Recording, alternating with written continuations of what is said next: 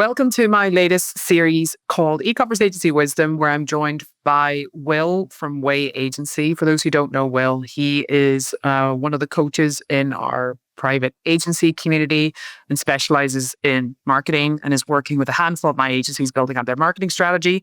You were also over with us in Grand Canary at the end of last year.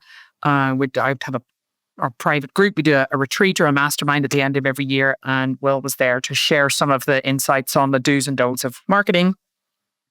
I don't know if I get points for saying marketing 50 times, but I don't know if that's like a verbal SEO keyword or something. But yeah, so today what we're going to talk about is what I wish I knew about content. So over to you, Will. Yeah, thank you. Thank you for having me. I suppose, background there is that I started working in agencies 10 years ago. And back then, and I think even now, it was for the smaller agencies, a marketer's role isn't just marketing. It typically involves partnership, sales.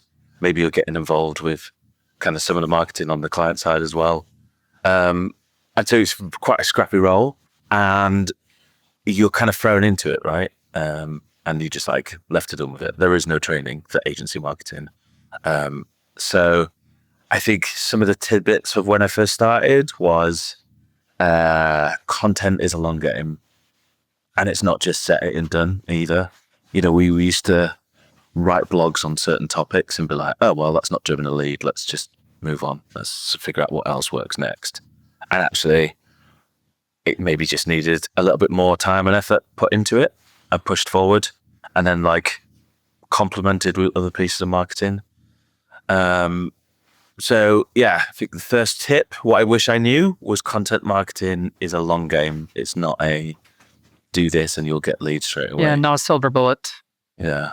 But it's worth it as well. That's the thing that I've seen throughout my career is when it's done right and it's done with intention, then it works and it works really, really well. Yeah. I think the next one is the best clients are the ones that are educated. I think you want to target brands that know what they need to do, but they just don't have the time or the experience in-house to do it.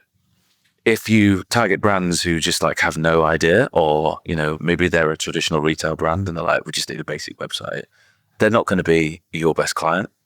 So actually creating educational content probably isn't right for the majority of agencies. And that's where, again, earlier in my career, God, we used to write loads of blog content that was just basic knowledge that actually was appealing, but it was driving leads, but it was driving the wrong type of leads, and it was driving the type of clients that then need hand holding that don't really understand how marketing and ecom works, all that kind of stuff. So actually, when you pivot and do more content around inspiration or case study based content, then you get the right kind of clients through. And it's much nicer on the account management department for sure. Much nicer. And then they like you as well. They convert. That's what it comes down to, right? Yeah. Well, exactly. The biggest mistakes that you see that agencies make when it comes to their marketing, where are the common mistakes they're making that you audit these agency strategies and you're just not this again? That's probably the big one, is the creating content around stuff that the audience already knows. I think it does two things, right? It not only drives the wrong leads, but the leads that you are going after, let's say, your founder or whatever's connected with everybody on LinkedIn that you want to go after, and then they start sharing this content. What it does is they then see that content and go, they're not the right agency for us. So it does more than just drive the wrong leads. It pushes away the right leads. They're they clearly work with smaller agencies. That's why they're doing this educational kind of stuff. So I think, you don't want to be a teacher. Ultimately, you want to be a partner that kind of helps execute. Yeah, I think from my side, I would just say there's narrative content that people can do, and you'd never want to be narrating. This is not a bedtime story. And then there's value-based or educational type content, and that's where the engagement is. And then using that content to really drive people to take an action or to feel something or to connect with it in some way.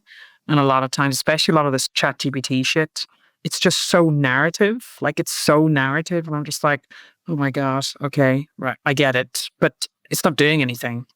It's get to the point, right? For everything you do.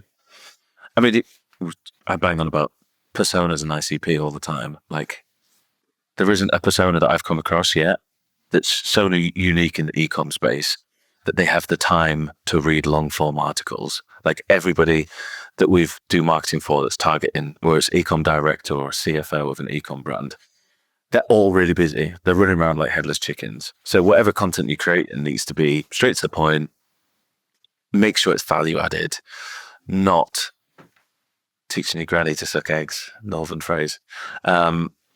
And yeah, just like, inspirational, right? Rather than informational. But yeah, I think another big mistake that I wish I knew when I first started out is downloadables, and like making a downloadable actually valuable.